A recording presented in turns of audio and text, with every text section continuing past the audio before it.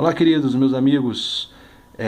Hoje nós vamos dar uma olhada em algumas informações potenciais de prova em relação aos crimes contra a vida, ok? Meu nome é Lúcio Valente, só faltou o acentozinho aqui.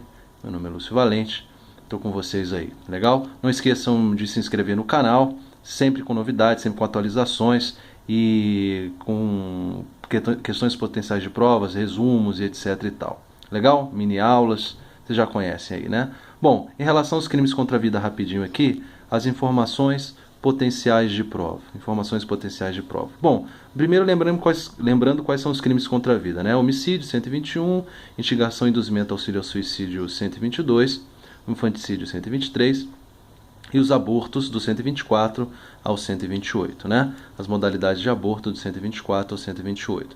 Bom, uma informação básica, que acho que todo mundo já sabe, mas de qualquer forma está aqui. Se esses crimes, homicídio, instigação, induzimento, auxílio ao suicídio, infanticídio e abortos, eles forem dolosos contra a vida, a competência será do tribunal do júri. Tranquilo? Claro, essa informação é bem tranquila. Cuidado que muita gente acha que só o homicídio doloso que vai para o tribunal do júri. Na verdade, todos esses aqui vão para o tribunal do júri. Inclusive, a instigação, induzimento, auxílio ao suicídio. Então, se você está passando na rua, o sujeito está querendo pular e você grita, pula, pula, pula, você está instigando o cara a se suicidar, você pode ir para o tribunal do júri, ser julgado no procedimento do tribunal do júri, ok? Bom, algumas informações gerais, ok? A gente não vai tratar de cada crime especificamente, a não ser informações gerais. Vamos lá. Em relação à consumação tentativa, se na sua prova pergunta assim, qual desses crimes aqui admite ou não a modalidade tentada? Será que todos os crimes aqui admitem a modalidade tentada? Bom, primeiro dizer aqui que todos os crimes são materiais. Ou seja, todos são crimes de resultado material. Não existe crime formal entre os crimes contra a vida. Não existe crime de resultado formal entre os crimes contra a vida. E qual deles não cabe tentativa? Existe um desses aqui que não cabe tentativa. Qual será? Bom, o homicídio a gente sabe que cabe tentativa. O infanticídio também cabe tentativa. E o aborto também cabe tentativa.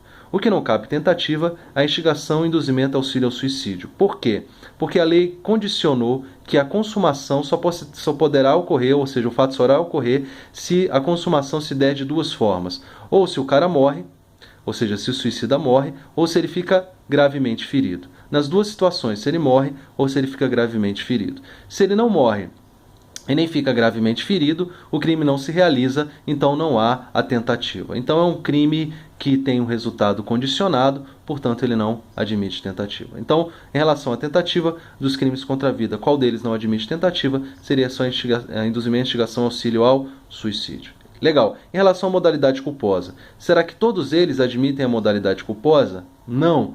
Qual deles admite a modalidade culposa? Se caísse assim na sua prova, o item assim, é correto afirmar que o infanticídio admite a modalidade culposa. Ou é correto afirmar que o aborto admite a modalidade culposa. O que você marcaria? É só você se lembrar que só o homicídio, dentre os crimes contra a vida, admite a modalidade culposa. Só o homicídio admite a modalidade culposa. Legal? A instigação, induzimento, auxílio ao suicídio não admite.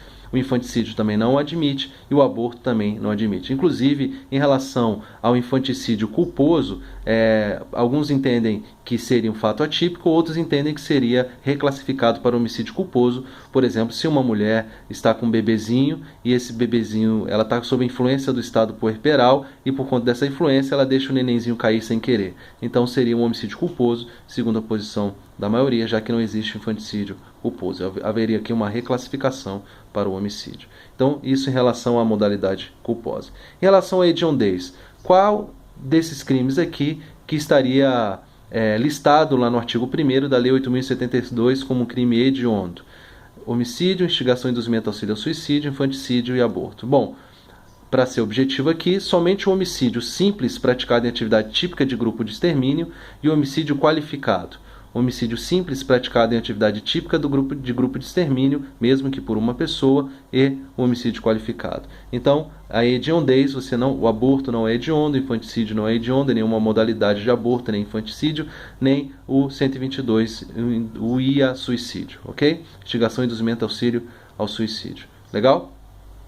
Em relação ao vírus HIV, eu preciso conversar com você sobre esse informativo 677 do Supremo Tribunal Federal, que diz respeito ao homicídio. Bom, o Supremo decidindo uma situação que envolveu um cara que contaminou 3 mulheres com vírus HIV, sabendo que tinha esse vírus, portanto, pelo menos assumindo o risco de contaminar essas mulheres, o Supremo Tribunal Federal, nesse informativo aqui, entendeu que não houve, você viu que chegou um WhatsApp aí, não houve para o Supremo Tribunal Federal o crime de tentativa de homicídio. Então, aquele posicionamento começa a cair em relação à transmissão do vírus HIV, que seria tentativa de homicídio. Quando essa situação, após essa decisão do Supremo, foi para o STJ chegou a decidir que seria um crime de lesão corporal gravíssima. Então, como é que isso pode cair em prova? Que não seria tentativa de homicídio e, segundo o STJ, seria uma lesão corporal gravíssimo. Ok. Em relação aos fetos anencéfalos ou anencefálicos, lembrando da ação de descumprimento de preceito fundamental do STF, a de número 54, que entendeu possível o abortamento de anencéfalos, de fetos anencefálicos ou anencéfalos, mesmo sem autorização judicial, mesmo que não haja sequer uma ocorrência policial. Ok? Mesmo que não haja sequer uma ocorrência policial. Você está vendo essa notinha aqui? É de eu estudar saxofone. STJ, informativo 542 também interessante, em relação ao 121 parágrafo 5º e também ao homicídio culposo no trânsito, que também permite essa situação. O que seria isso aqui? Esse 121 parágrafo 5º seria aquela hipótese do perdão judicial, se lembram?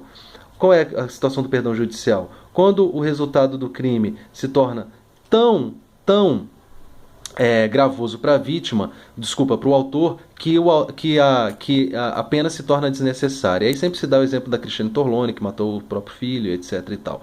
Bom, acontece que uma mulher matou uma criança ou matou uma pessoa e ficou depressiva. Quase morreu de depressão, ficou muito mal, mas ela não tinha qualquer laço com aquela vítima. E aí ela requeriu judicialmente essa aplicação dessa isenção de pena, essa escusa absolutória, mas o STJ entendeu que para que ocorra esse perdão judicial, exige-se laço prévio, um laço familiar, um laço afetivo prévio entre autor e vítima. Então, nesse caso, se o sujeito mata alguém, mesmo que depois ele sofra muito com aquela tragédia, ele não poderá alegar esta escusa absolutória. Legal? Bom, esses estudos gerais são importantes para a gente acertar questões que cobram esse tipo de informação que, quando você está estudando um crime individualmente, às vezes você não consegue enxergar. Legal? Então, só mais uma dica aí para vocês. Não deixem de ler a letra da lei e não deixem de acompanhar os informativos de jurisprudência. Legal? Fiquem com Deus. Por enquanto é só. Até a próxima.